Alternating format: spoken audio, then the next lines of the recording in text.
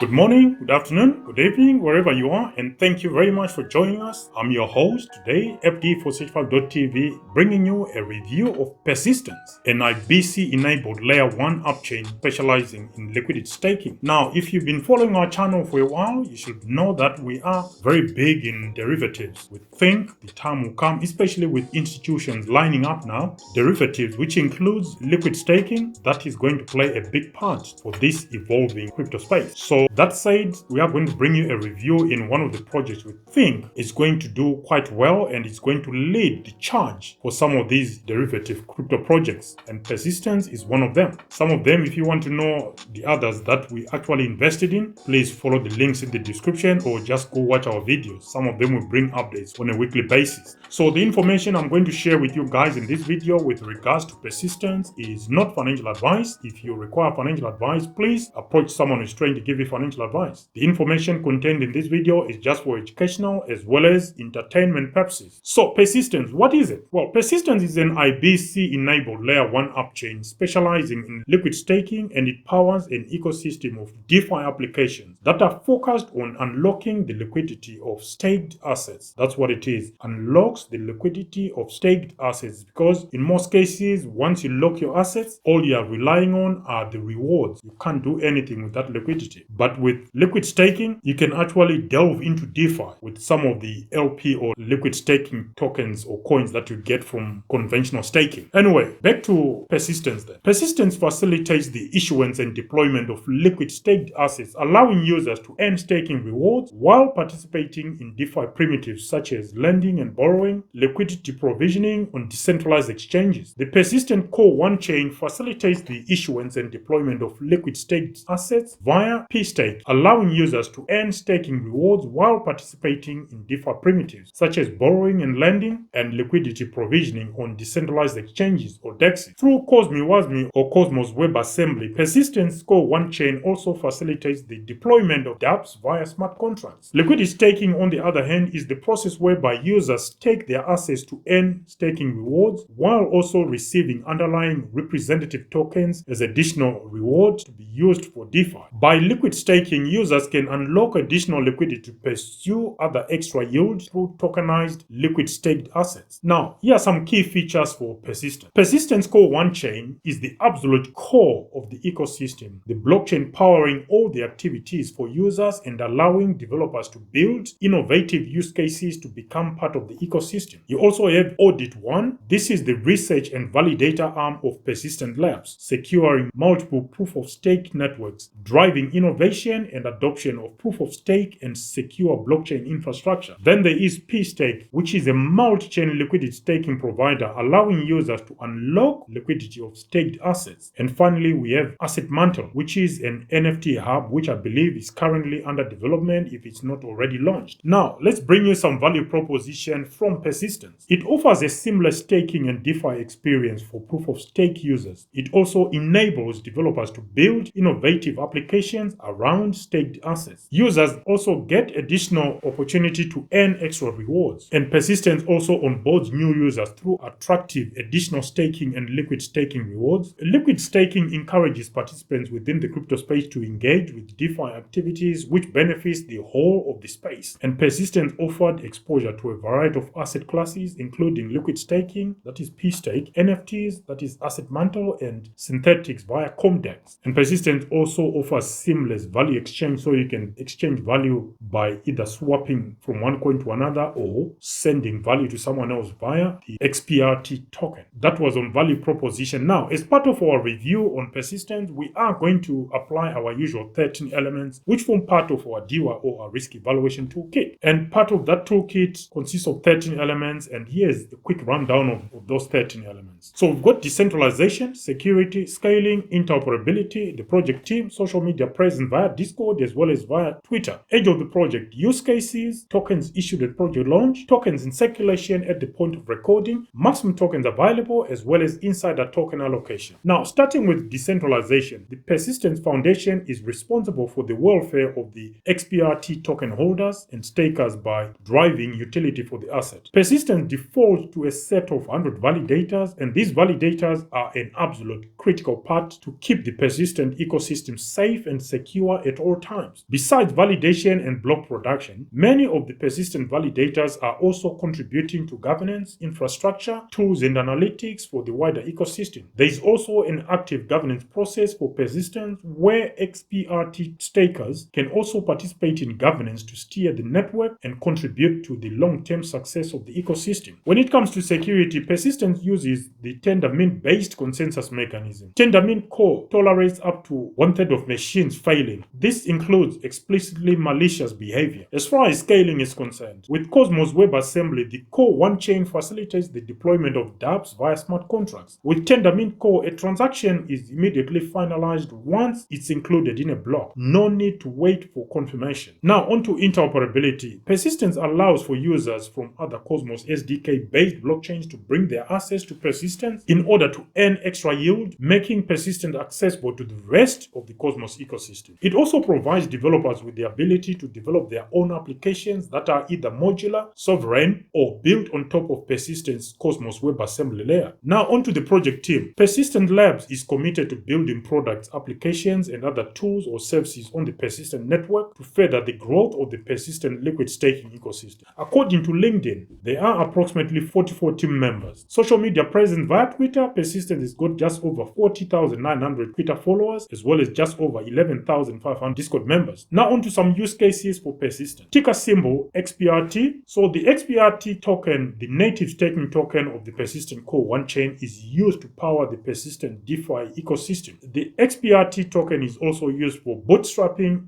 ecosystem applications to propel network adoption. You can also use the token to secure the core infrastructure through staking, and XPRT stakers can also participate in governance to steer the network and contribute to the long-term success of the ecosystem. Modular applications such as pStake and dApps built using smart contracts, for example, Dexter, will leverage the Core 1 chain infrastructure and hence XPRT to build use cases for staked assets. The Core 1 chain will act as the IBC hub for the Persistent ecosystem. Now onto tokenomics. Ticker symbol XPRT. Token supply 403.3 million. Circulating supply 42%. Token allocation. Marketing 25.6%. Ecosystem development 19.4%. Project team 16%. Seed sale and private sale combined 14%. Validator incentives 10%. Strategic sale 10%. And advisors 4%. And finally public sale 1%. According to our own analysis of these figures and the whole structure of the token distribution, insider token allocation comes up to 89% out of the 403.3 million maximum tokens available. Now, insider token allocation does not necessarily mean tokens directly owned by those who are part of the project team. No, it means anyone who is closely linked to the project, the influence they have on any part of the token allocation, that's what forms part of the insider token allocation. It could be advisors, it could be the marketing budget, it could be ecosystem development because it's handled by someone deciding within the team. That's what we mean by insider token allocation. Now that we've given a brief review of each of the 13 elements, we then move on to the scoring part. This is where we allocate scores from 0 to 10 across the 13 elements we just highlighted and reviewed. Once we've allocated those scores, we then aggregate the scores, and it is the aggregate score that we classify under the following risk category. The best risk category, where the risk is at a minimum, is the go for it category. The one below it we call a potential category, followed by could go to 0, and finally the worst or the highest risk category is the no-go category. Now here are the scores we've allocated to persistence. Decentralization 5 points out of 10. Security 7.5 points out of 10. On scaling 7.5 points out of 10. On interoperability 7.5 points out of 10. The project team 10 points out of 10. Social media presence via Twitter 7.5 points out of 10. Via Discord 5 points out of 10. Age of the project 5 points out of 10. Project use cases 7.5 points out of 10. Tokens issued at project launch 5 points out of 10. Tokens in circulation at the point of recording 5 points out of 10. Maximum tokens available, there is a hard cap of just over 403.3 million. It's 5 points out of 10. Insider token allocation is too high. It's way above our 30% threshold. Therefore, we are going to issue 0 points out of 10. There you have it, folks. Do you agree with the scores we've allocated to persistence according to our DEWA or our risk evaluation toolkit? If you don't or you do, let us know your thoughts in the comment section. And if you are new and you are not subscribed yet, please